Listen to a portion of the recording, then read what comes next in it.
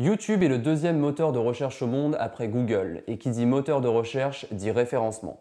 En d'autres termes, nous allons chercher à optimiser le positionnement de vos futures vidéos dans les résultats de recherche sur Google ou sur YouTube. Aujourd'hui, nous allons nous concentrer sur le SEO appliqué à YouTube, et je vais vous présenter 7 leviers d'optimisation que vous pouvez actionner facilement pour booster la visibilité de vos futures vidéos.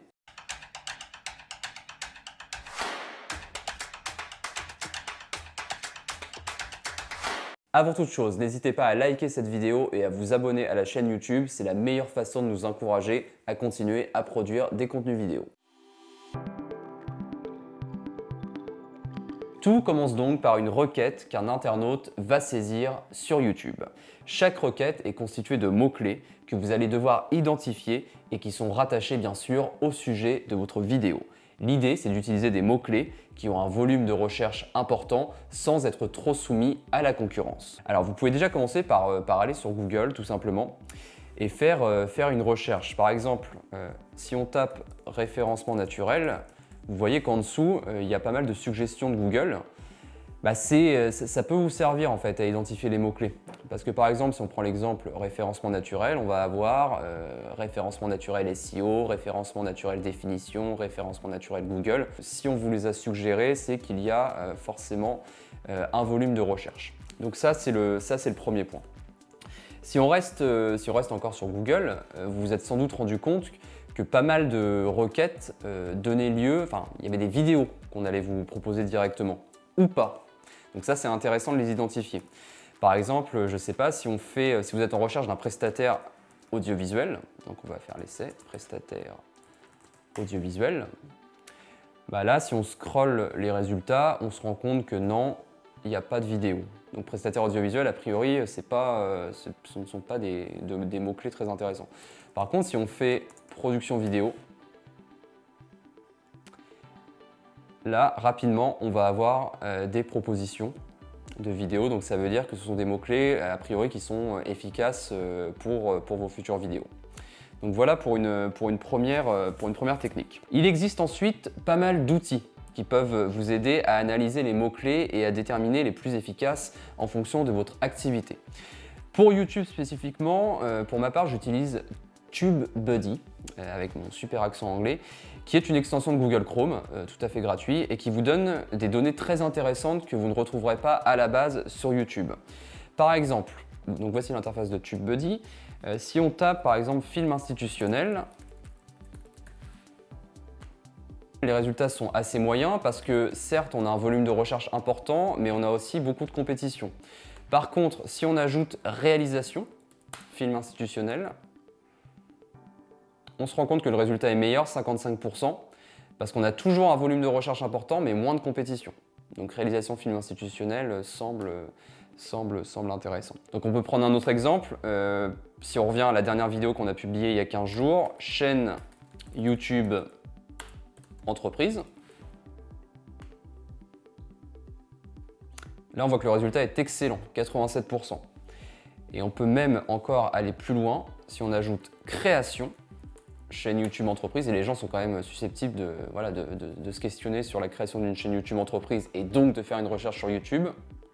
Qu'est-ce que ça va donner là? 100%, voilà. Donc si on reste sur cet outil, vous pouvez aussi regarder la concurrence, hein, c'est toujours intéressant. Faut pas hésiter à s'inspirer des vidéos les plus performantes. Et regarder la concurrence aussi, c'est important pour ne pas reproduire d'éventuelles erreurs.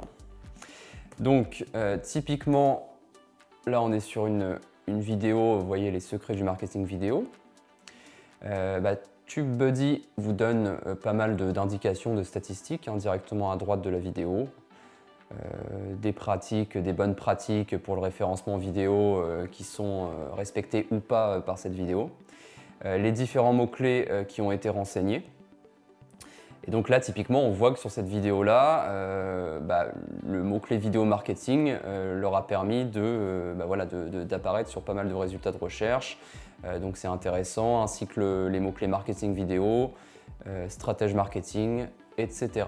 Donc faut pas hésiter à regarder la concurrence. Je suis pas en train de vous dire qu'il faut copier leurs vidéos, hein, loin de là. Mais voilà, pour s'inspirer des sujets porteurs, ça peut être une bonne chose.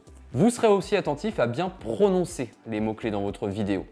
Même si les algorithmes des moteurs de recherche ne reconnaissent pas l'oral, ils reconnaîtront les sous-titres générés automatiquement ou pas par YouTube. Donc prononcez les mots-clés, il ne faut pas juste les écrire dans le titre ou la description. Alors maintenant que nous avons identifié les mots-clés, qu'est-ce que nous allons en faire? Déjà, vous allez pouvoir renseigner les principaux directement dans le titre.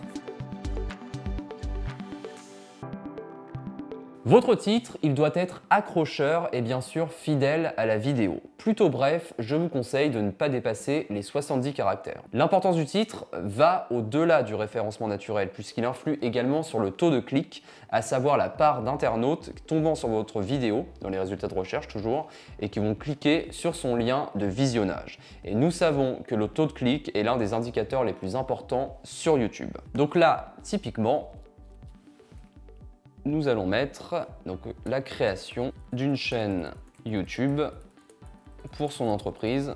Vous voyez que j'ai repris les mots-clés sur lesquels nous avions obtenu un score de 100% sur TubeBuddy. Après le titre, la description. Donc, comme pour le titre, votre description doit être représentative de la réalité de ce que va être votre vidéo, du sujet que vous allez traiter. Les 3 premières lignes sont les plus importantes parce qu'elles vont apparaître dans les résultats de recherche. Ce sont les premières lignes que vos vidéonautes vont lire et qui vont ou pas capter leur attention et donner envie de regarder la vidéo. Et c'est ici que vous pouvez intégrer les mots-clés identifiés précédemment. Une fois les 3 premières lignes passées, vous pouvez être plus exhaustif. En effet, l'internaute est déjà capté puisqu'il a cliqué sur votre vidéo pour en découvrir davantage. Donc, la création d'une chaîne YouTube concerne tout autant les entreprises en B2B qu'en B2C. Tac, tac, tac.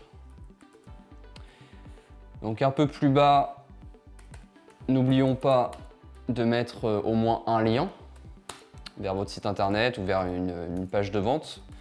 Le but quand même, quand on fait de la vidéo sur YouTube, c'est d'être visible bien sûr, mais aussi de pouvoir convertir en acte d'achat derrière. Donc il faut mettre un lien. Vous pouvez aussi directement dans la description renseigner 3 mots-clés, encore une fois vos mots-clés principaux sous forme de hashtag. Et ces 3 hashtags, en fait, ils apparaîtront automatiquement en bas du titre de votre vidéo. Donc c'est intéressant en termes de référencement et aussi en termes de visibilité parce qu'en un clin d'œil, votre audience va pouvoir identifier le sujet qu'on va traiter. Donc là, encore une fois, on a dit YouTube, chaîne et entreprise. Voilà pour la description. Ensuite, 3e et dernier élément écrit en tout cas, qui sont indispensables avant de publier une vidéo pour bien la référencer, ce sont les tags. Donc les tags, pareil, ce sont des mots-clés, sauf que là, contrairement à la description, vous allez pouvoir en mettre jusqu'à 30. Et je vous conseille de mettre 30 mots-clés. Donc on clique sur le petit plus. Et c'est ici, donc les tags. Donc là, faites-vous plaisir sur tout ce que vous avez identifié dans l'analyse préparatoire qu'on a vu ensemble. Donc audiovisuel, communication, YouTube, motion design, etc. Je vous laisserai remplir cette partie-là de façon autonome. 30 mots-clés, c'est quand même pas mal. N'hésitez pas à jongler entre des mots assez génériques et des mots plus spécifiques sur le sujet que vous allez aborder. Par exemple, référencement et vidéo sont des termes génériques, alors que optimisation, YouTube sont plus spécifiques et précisent la façon dont vous allez traiter votre sujet. Après ces 3 éléments écrits que sont le titre, la description et les tags, nous allons passer à un élément plus visuel, mais qui n'est pas moins important, la miniature.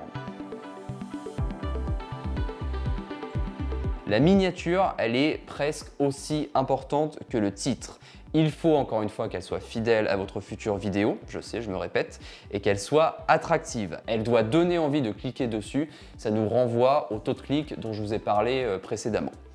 Oubliez, en tout cas je vous conseille, de ne pas juste faire une capture écran de votre vidéo et de la mettre en miniature. Aujourd'hui, vous avez des outils relativement simples qui existent comme Canva qui vous permettent de faire des miniatures assez rapidement et assez facilement qui vont avoir un rendu qualitatif et je vous assure, il y aura vraiment une plus-value sur les résultats de votre vidéo si vous proposez une miniature quali et attractive. Faites attention à ce que le titre qui soit inscrit sur la miniature soit en caractères suffisamment gros pour être lisible dans les résultats de recherche. Puisque je vous parle du titre, ce que vous allez indiquer sur votre miniature n'a pas forcément besoin d'être exactement le titre que vous avez précédemment renseigné. Moi, je vous conseille de ne pas être totalement hors sujet comme on peut le voir par moment. Il faut garder une certaine cohérence, mais vous pouvez être beaucoup plus succinct sur votre miniature en n'utilisant que 2 ou 3 mots par exemple, alors que le titre que vous aurez renseigné au préalable sera un petit peu plus long dans les limites des 70 caractères que je vous ai conseillé. Depuis tout à l'heure, je vous parle beaucoup de l'algorithme des moteurs de recherche qui n'est autre qu'un robot qui va analyser vos différentes vidéos et les placer dans les résultats. Mais il ne faut pas oublier le but ultime de vos vidéos, plaire aux gens. Ne négligez surtout pas l'humain. Imaginez des concepts qui vont plaire et faire réagir votre audience. Plus une vidéo est virale, plus elle va circuler sur les différents canaux et mieux elle sera référencée. Il est donc opportun de susciter l'interaction. N'hésitez donc pas à demander directement dans vos vidéos, comme j'ai pu le faire au début, aux gens de liker, de commenter et de partager, voire même de cliquer sur les liens que vous aurez renseignés. C'est super important. Cet appel à interagir, vous pouvez le faire directement dans la description de votre vidéo. Si vous le faites dans la vidéo, en plus de le dire oralement, YouTube propose certains call to action, certains boutons que vous pouvez intégrer pour que les gens s'abonnent directement.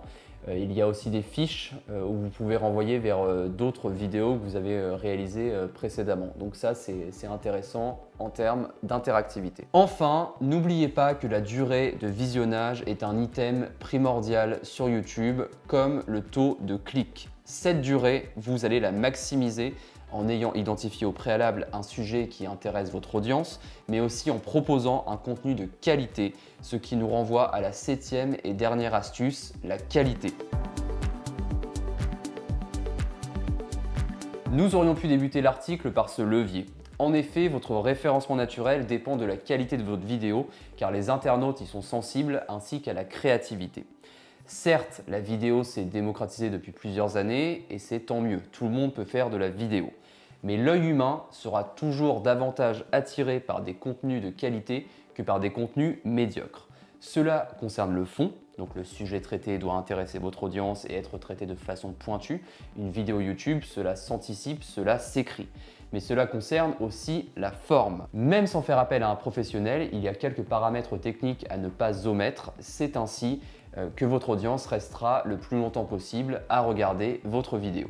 Si vous voulez en savoir plus sur cet aspect, j'ai rédigé un article dédié intitulé La prise de parole face caméra sur le blog d'A à Z Film. Vous retrouverez le lien dans la description de la vidéo.